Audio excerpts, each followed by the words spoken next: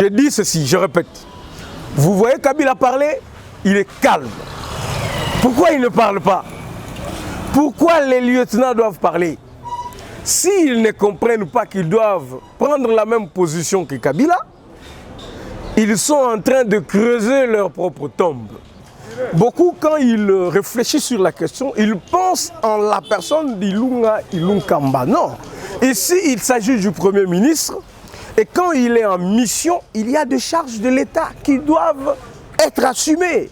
Vous n'allez pas quand même dire que parce que le Premier ministre est à Lubumbashi, tout s'arrête à Kinshasa, on attendra que monsieur revienne pour faire quoi que ce soit. Pas du tout. Vous ne vous posez pas la question pourquoi les FCC s'acharnent sur les récentes nominations. Pourquoi? Mais parce que ça ne respecte pas les... Non, parce qu'ils voulaient que le président les appelle pour dire je vais nommer un général, qu'on mette qui là-bas. Mais vous êtes en coalition, vous avez... Non mais la coalition, écoutez ce que vous dites, ça c'est gravissime. Vous voulez dire que la coalition dans l'armée, vous allez commencer à dire nous mettons John Numbi là-bas, celui-ci doit aller là-bas, dans l'armée. Vous voulez qu'ils aient un quota dans l'armée pour dire bon, nous avons les chefs d'état-major de la force terrestre, vous avez de la... Mais c'est l'armée. Mais c'est l'armée. C'est ce qu'ils ne comprennent pas. En fait, ils étaient habitués à prendre les militaires et les militantiser. Vous voyez, les militaires étaient des militants. On pouvait prendre un général, on dit, toi tu es du FCC, et toi, un policier, toi tu es de AFDC, toi tu es... Non, ce n'est plus le cas avec Félix Tshisekedi. L'armée est apolitique, la magistrature est apolitique, et ça doit fonctionner comme ça. Et les amis doivent comprendre. Chers internautes, messieurs et madame de Sakura Télévision, bienvenue. Une fois de plus, nous sommes à vous parce qu'il s'agit bien de parler de l'actualité. Concernant Ilukamba. Ilukamba, l'ordonnance, qui est chef de l'État et a bien voté. Il n'était pas informé, bien que c'était le VPM de l'intérieur, je me rends compte qu'il faisait son intérim, mais il sait que selon l'être Ilukamba est à disposition. Il y a public à Pessakié, pouvoir ce qui a Pessakié, délégation et signature que pour Assala contre 100 au Binotu, vous voyez bien actuellement. Et ça l'itolé, il y a FCC, Ilukamba, il y a PSP, président de la République, mais non. Il y a un maître Donald Kabassé, il est cadre de l'UDPS, il va un peu nous expliquer parce qu'avec lui, du moins il y a de la matière. Bien qu'il est de l'UDPS, mais du moins la rationalité, l'objectivité exige à ce qu'après cette réponse, les a vraiment dans le domaine juridique. Alors, maître Donald Kabassé, bienvenue. Merci monsieur le journaliste, merci aussi Nabalandina Bussonioso. Je crois que le fait de m'inviter, c'est une considération. Voilà pourquoi j'ai répondu à votre invitation. Alors, maître Donald Kabassé, la question est simple. Avez-vous appris la lettre du Premier ministre Ilunga Ilunkamba? Vous avez lu cette lettre? Voilà. D'abord, je dois préciser que ce n'est pas une lettre. Monsieur le Premier ministre Ilunga Ilunkamba, par le biais de son chargé de communication, a dû faire une déclaration dans laquelle il soutient n'avoir pas été informé des nominations récemment prises par le président de la République. Il a récusé les contre-5 du VPM à l'intérieur et il a été suivi dans cette divagation par sa famille politique qui est le FCC. Cette fois-ci, curieusement, la conférence de présidents a signé une déclaration sans mettre les noms des signateurs. C'est très important de préciser. Est-ce obligatoire de mettre Non, nous sommes habitués à voir une déclaration politique du FCC où on écrit Néhémie Milania, tel. Mais aujourd'hui, nous avons vu une déclaration dans laquelle il n'y a eu que des signatures et pas autre chose. Alors, attendons d'abord. Est-ce les FCC qui a suivi Ilunkamba ou bien c'est Ilunkamba qui a suivi les FCC? Non, vraiment sur le plan formel, il faut reconnaître que c'est justement après la déclaration du chargé de communication, nous avons aussi, à la même occasion, vu la déclaration du FCC. Alors, mais nous savons que c'est le FCC qui a poussé M. Ilunkamba dans cette bêtise. Alors, vous êtes en coalition FCC Cash. Comment est-ce que vous faites des histoires et des partenaires ne sont pas informés? Comment expliquer cela? D'abord, il faut préciser 2-3 notions. Et c'est très important. Il parle du contre 5. Commençons d'abord par là. Oui, il faut d'abord ça, on y arrive. Oui. Comment vous faites des choses sans informer vos partenaires? Vous êtes en coalition. Comment est-ce que ça pourrait arriver que vous faites des histoires sans informer vos partenaires? Comment ça, on n'informe pas nos partenaires? Nous sommes chaque fois, le président l'a dit de l'autre côté à Brazzaville, qu'il y a des contacts permanents entre les FCC et les Cash. Alors comment diriez-vous que les amis n'étaient pas au courant? Mais ils disent clairement qu'ils n'étaient pas au courant. Il y a des domaines régaliens pour lesquels il n'y a que le président de la République, en tant que garant de la nation, qui peut prendre des décisions. Vous n'allez pas me dire que parce que le président veut nommer un général, il doit partir demander au FCC, vous avez un général de votre obédience pour le mettre là-bas. Vous n'allez quand même pas demander au président d'aller chercher, quand il veut nommer le magistrat, poser la question au FCC, et je peux nommer quel magistrat dans quel parquet. Non, la magistrature, comme l'armée et la police, relève du domaine régalien de l'État. Et c'est de la souveraineté, on ne peut pas partager. Là-bas, il n'y a pas de quota politique. Maître Donald Kabasele, vous êtes de l'UDPS. Allons-y tout droit au but. Est-ce qu'il y a une différence entre la délégation du pouvoir, l'intérim, la délégation des signatures? Ou bien l'intérim comprend la délégation du pouvoir, la délégation des signatures? Essayez un peu de nous expliquer. Voilà, merci beaucoup. Surtout, je me sens très à l'aise sur la question. Commençons par l'intérim. Oui. Parlons de l'intérim du Premier ministre. Il y a d'abord une notion qui entre en ligne de jeu, c'est que cet intérim est constitutionnel. Vous allez lire l'article 90, alinéa 2 de notre Constitution. On vous dit expressis verbis ce qui suit.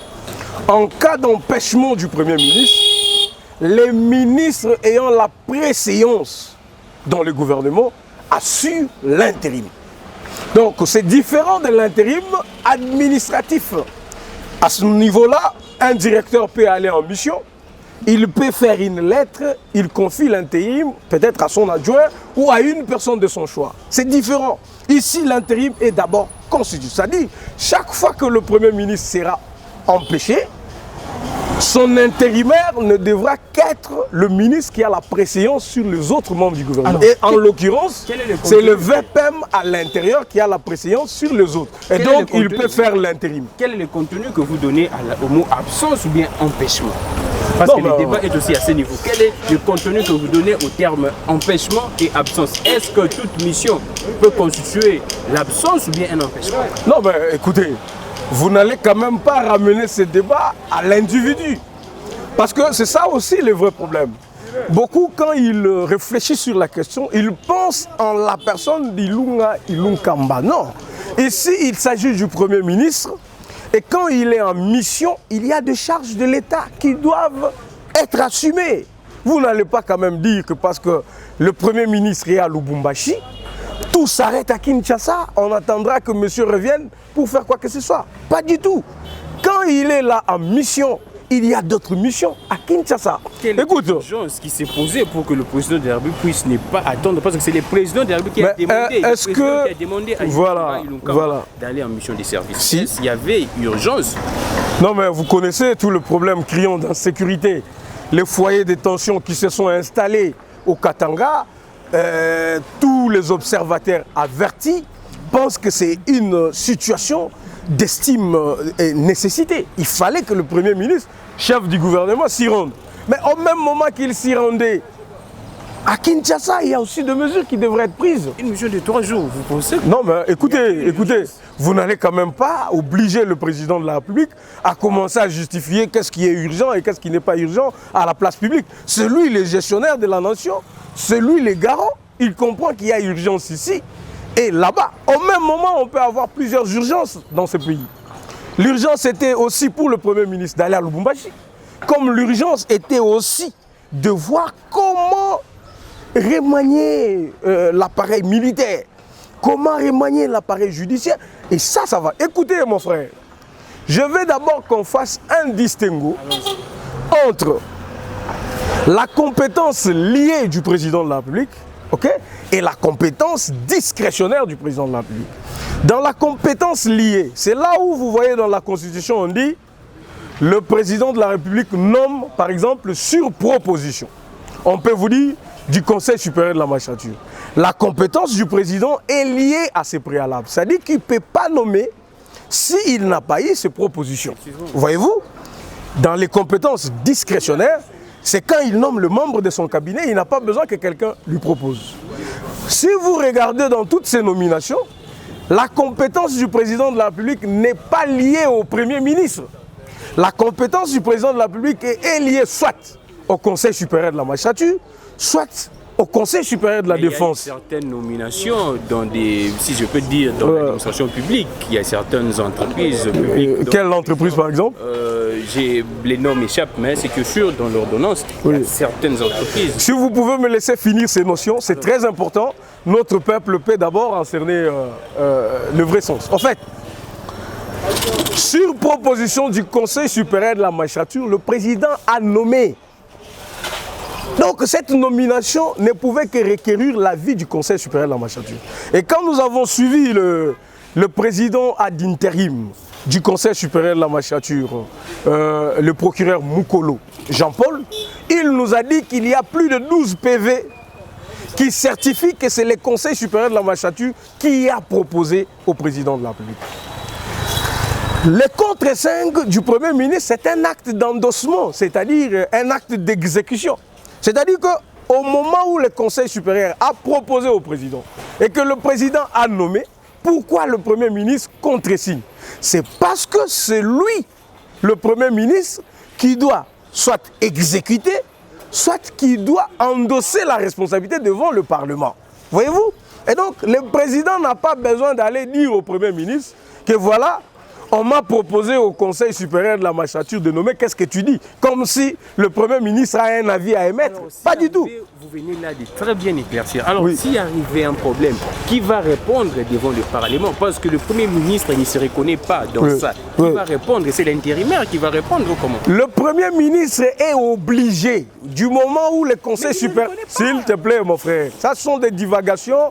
Le vieux est en train de faire son théâtre. Ça n'a rien à voir. L'intérim, ce n'est pas la première fois qu'un ministre signe, contresigne les ordonnances d'un président de la République. On a eu de mise en place au niveau de la Cour constitutionnelle. C'était, je crois, récemment en 2018, au début. Le membre de la Cour constitutionnelle, Cheo Kitundu, qui avait préséance sur les autres ministres, avait contresigné cette ordonnance. C'est pour autant dire que le Premier ministre Tchibala avait rejeté. Pas du tout. Donc les contre 5, c'est un acte d'endossement, comme je vous dis, parce qu'il doit exécuter. Il y a José Makila, je vais vous renchérir la mémoire. José Makila a aussi également, à un moment donné, contresigné les ordonnances du président de la République quand le Premier ministre était empêché. Selon Ilukamba, en laissant l'intérim au VPM de l'Intérieur, il s'était entretenu entre les deux. Et Bayokani, ils se sont convenus dans certaines histoires que le VPM de l'Intérieur, étant qu'intérimaire, peut faire. Dans les autres histoires, il doit nécessairement appeler les premiers ministres. Mais cela n'a pas été fait. Pourquoi n'est pas le Premier ministre informé? Voilà. Le Premier ministre, le Premier ministre confond. Et là, nous sommes éclairés. Le Premier ministre confond ses actes de disposition, comme décréter par exemple. L'intérimaire ne va pas décréter sans informer le Premier ministre. Par exemple, il ne peut pas prendre un décret nommant quoi que ce soit ou faisant quoi que ce soit. Non. Ici, c'est les contre 5. Les contre 5 est constitué. Il est obligé de contresigner. Ce n'est pas sa volonté. Ce n'est pas qu'il peut se réveiller un matin et dire « je ne contresigne pas ». Non. Mais la Constitution dit aussi qu'un ordre mal donné peut faire... Non, lui n'a pas, il n'y a pas des ordres là-bas. Là-bas, c'est la Constitution. Je ne sais pas si vous comprenez la notion que je viens d'expliquer tout à l'heure, de dire la compétence liée du président l'oblige à recourir à l'organe préalablement établi avant qu'il ne prenne une décision. Je vous ai donné l'exemple. La compétence oblige aussi qu'il faut qu'il y ait un contre-saint du Premier ministre. Mais c'est ça, il y en a eu. Quand il était empêché, son intérimaire constitutionnel, qui est le VPM à l'intérieur, a contresigné. Il n'y a pas de problème. Mais sans informer les titulaires. Non, on n'informe pas. On n'a pas besoin d'informer. Écoutez, quand il lui disait que fais l'intérim, ça veut dire quoi quand vous dites à quelqu'un fais mon intérim? Ça veut dire quoi? Que tu es là-bas, chaque fois il t'appelle. Maintenant il y a un visiteur, je fais quoi? Je le reçois ou je ne le reçois pas? Maintenant on me donne à manger, je mange ou je ne mange pas? Maintenant on fait... Non, c'est pas comme ça. Tous les documents qui concernaient la primature devaient passer normalement au cabinet de la primature selon la communication de Ilunga-Kamba. Le cabinet du Premier ministre n'a pas même vu ces documents-là, cette information-là. Vous savez, le Premier ministre, il faut reconnaître qu'il est fatigué. Le Premier ministre est fatigué. Je crois que le poids de l'âge aussi pose problème. Vous savez que le président n'a pas nommé aujourd'hui ou hier. Le président a nommé, ça fait 4 jours. Le premier jour, Ilunga-Kamba n'a pas eu d'explication à donner. Le deuxième jour, non plus. Le troisième jour, pas du tout. C'est quand il revient, c'est ce que je dis. C'est ce que je dis. Quand il revient à Kinshasa, il fait une réunion avec ses pairs du FCC. Il revient à la charge pour dire je récuse. Vous prenez ça au sérieux? Comment vous dites qu'il fait une réunion avec ses pairs du FCC? Non mais c'est ça. Mais comment les déclarations peuvent se suivre? Au même moment que Ilunga-Kamba parle, au même moment il y a une prétendue conférence de président du FCC qui fait aussi une déclaration. Il vous a dit que les ordonnances du président ont violé quelle disposition constitutionnelle ou légale? Qu'ils vous disent. Ils ne vous citeront pas une seule disposition qui a été violée. Pas du tout.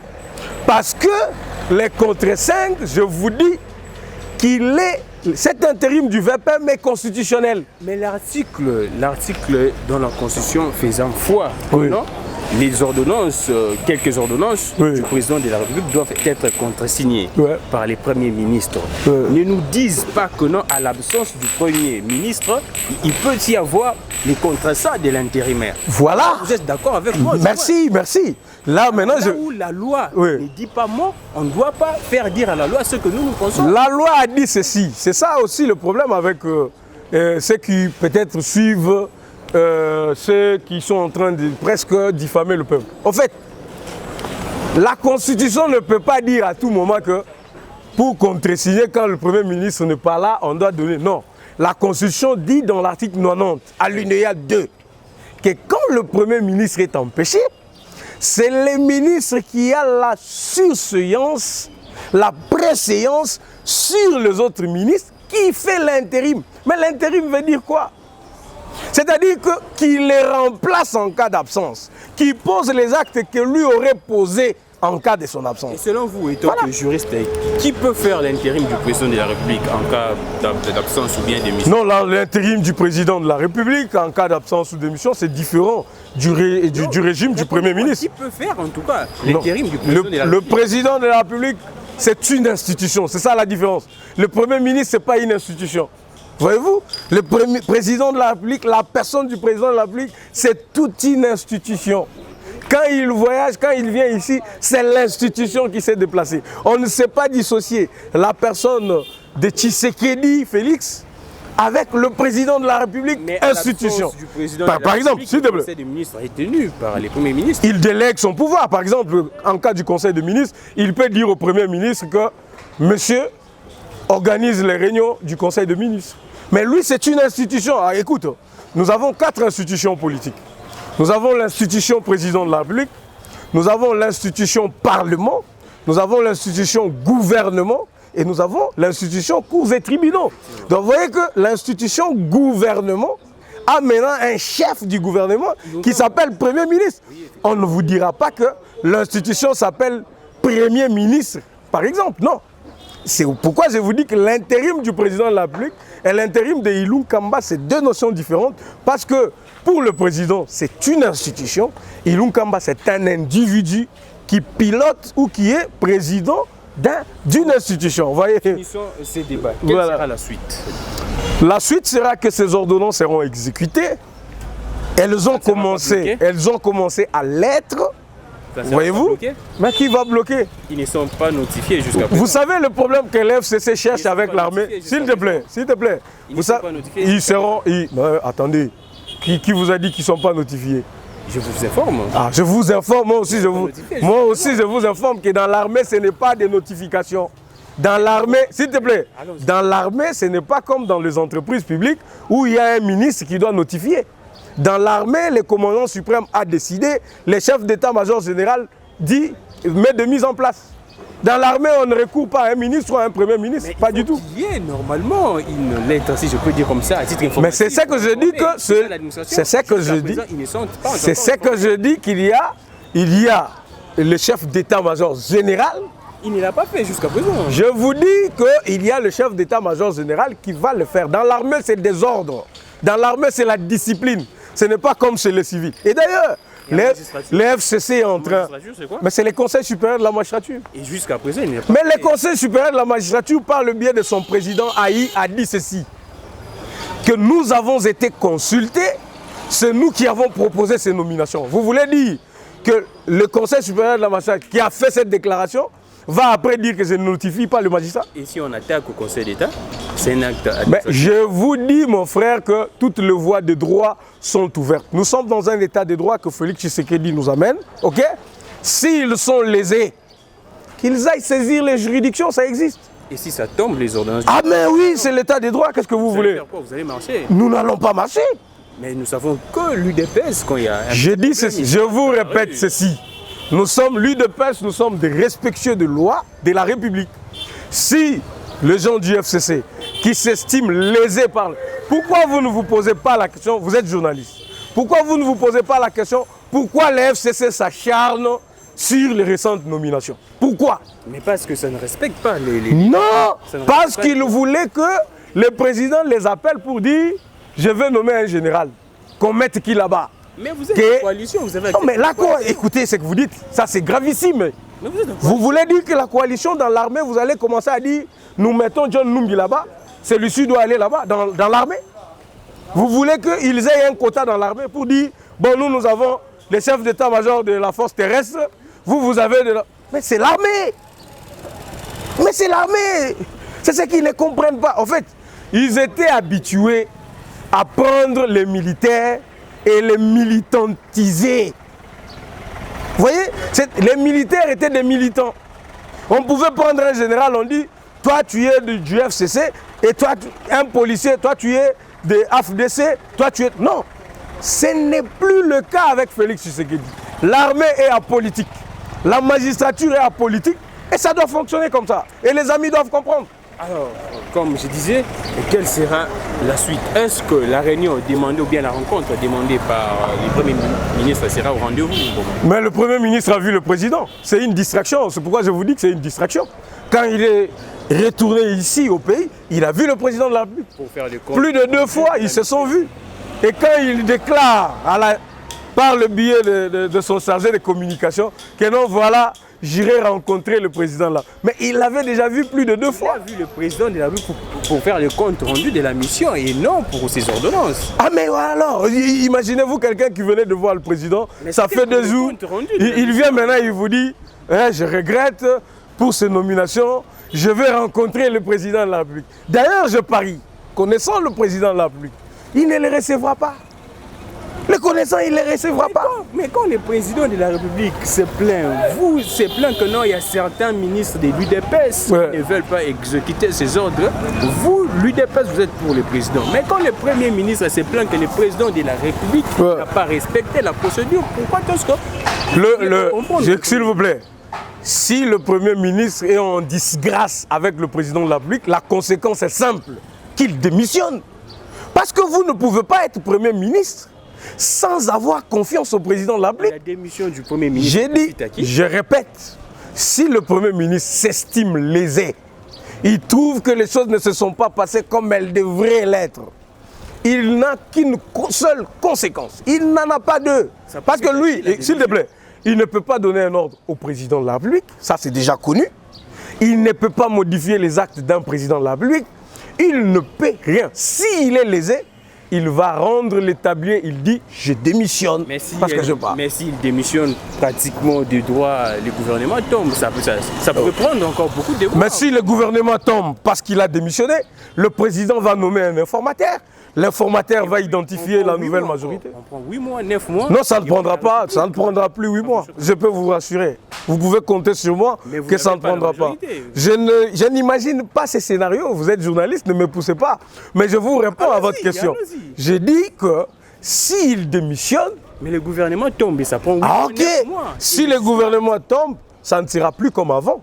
C'est que le président... Comme avant, comment? Non, avant le président... Écoutez, s'il vous plaît. Le président avait cette possibilité-là de dire à un informateur, identifie-moi la majorité.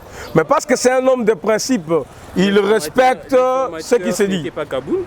Kaboun? L'informateur n'est... Non, pas du tout. Il n'y a jamais eu de nomination d'un informateur.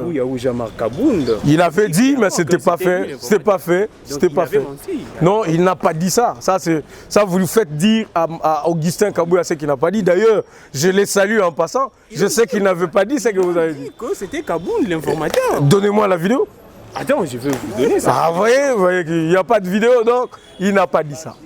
Je répète, c'est pour l'attention de tout le monde. L'intérim du Premier ministre est constitutionnel. Je répète que c'est l'article 90 alinéa 2 de la Constitution. Quand il est empêché, c'est le ministre qui a la préséance sur les autres ministres qui assurent son intérim. Et les contraintes du Premier ministre, comme celui de son ministre, c'est un acte d'endossement. Apparemment, cette coalition ne marche pas. Pourquoi n'est pas opté pour la cohabitation? Apparemment, ça ne marche pas. Non, le président de la République a dit que ce sont des soubresauts inhérents à la vie dans une coalition. Et puis, écoutez, ce n'est pas la seule coalition au monde qui a des problèmes. Toutes les coalitions au monde ont toujours des problèmes. On va savoir les gérer et on va aller de l'avant. Le président a dit qu'il n'imagine pas une rupture de cette coalition, malgré que nous voyons les amis du FCC qui sont de pleurnichards sur toute la ligne. C'est vous. Ils sont en train de pleurer. C'est l'UDPS. On a mis les magistrats là-bas. Vous savez, l'autre fois, dernièrement, on a eu d'ailleurs à faire une émission avec vous. Quand ils étaient en train de dire, écoutez, il fallait que le ministre de la justice ait beaucoup de pouvoir. Ils ont même proposé 3 lois. Mais il y a une loi. Et finalement, s'il te plaît. La loi portant organisation des juridictions dit clairement que les VPM de l'intérieur et les VPM de la justice ont droit d'injonction sur les... Si, oui, mais cette injonction est définie. Il voulait étendre cette injonction. Mais vous savez qu'on a coupé l'herbe sous le pied. Les ministres qu'il visait pour caporaliser la magistrature.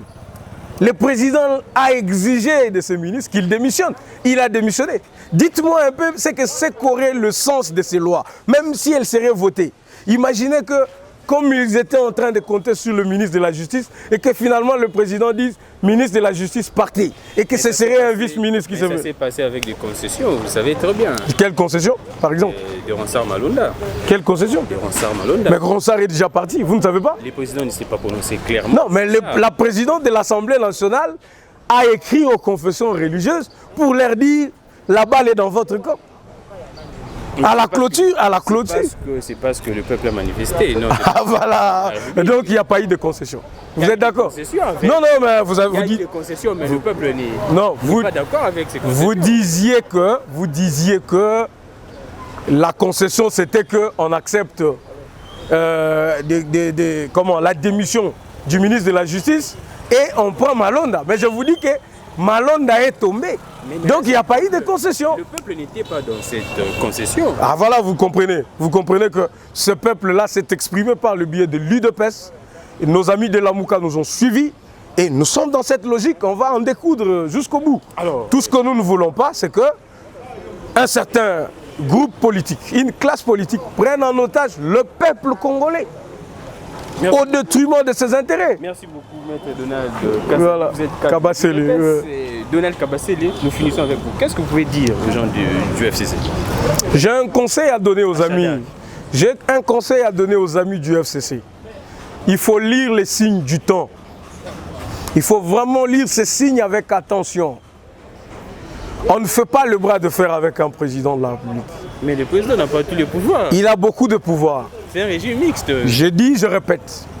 Il ne faut pas faire le bras de fer avec un président de la République. C'est très dangereux de faire le bras de fer avec. Je vous ai donné un exemple. Toutes les déclarations, ils signent, ils mettent leur nom. Mais dans celle-ci, ils n'ont que signé. Ils n'ont pas mis de nom. Ce que Tshisekedi s'est dit avec votre chef Kabila, il ne vous le dit pas. Il ne vous le dit pas. Donc, vous serez, ils seront inutilement sacrifiés. Inutilement. Vous affirmez que tout ce que nous vivons dans cette République, c'est une entente entre Joseph Kabila et Félix. Je n'ai pas dit ça, ne tournez pas en dérision mes propos. Je répète ce que je dis. C'est que le président de la République échange avec les chefs du FCC. Les chefs du FCC ne prennent pas le soin de rapporter ça textuellement à ses lieutenants. Comment le président peut échanger avec un sénateur? Oh mais ils échangent. Vous ne savez pas que le président échange? Allez, en France, nous avons vu, s'il vous plaît, en France, nous avons vu Macron, nous avons vu Sarkozy, nous avons vu François Hollande, ensemble en train d'échanger. Quand il y a des questions importantes du pays, nous voyons ça. Donald Trump, nous voyons en Amérique avec de Bush, avec de Obama, Clinton, tout ce monde, ils se réunissent. Le peuple n'a pas besoin de ça. Non, non, la base pour réclamer nous disons que ce sont des pratiques qui se sont installées dans le monde. Vous voyez, le président ancien peut rencontrer le nouveau président, ils peuvent parler sur des questions politiques. Mais pourquoi ça ne fait pas. Pour finir, pourquoi vous les cadres de l'UDPS, vous n'êtes pas trop dur envers Kabila que vos militants? Non, c'est juste que... Vous êtes trop dur avec... Les FCC, s'il vous plaît, les FCC, je vous réponds. Les caciques du FCC doivent adopter l'attitude de Kabila. Donc aujourd'hui, ça serait plus sage. l'UDPS, Kabila est mieux. Je dis ceci, je répète. Vous voyez Kabila parler, il est calme. Pourquoi il ne parle pas? Pourquoi les lieutenants doivent parler? S'ils ne comprennent pas qu'ils doivent prendre la même position que Kabila, ils sont en train de creuser leur propre tombe. Là, je le dis et je répète. Là, on peut dire que l'UDPS loue maintenant l'attitude de Kabila.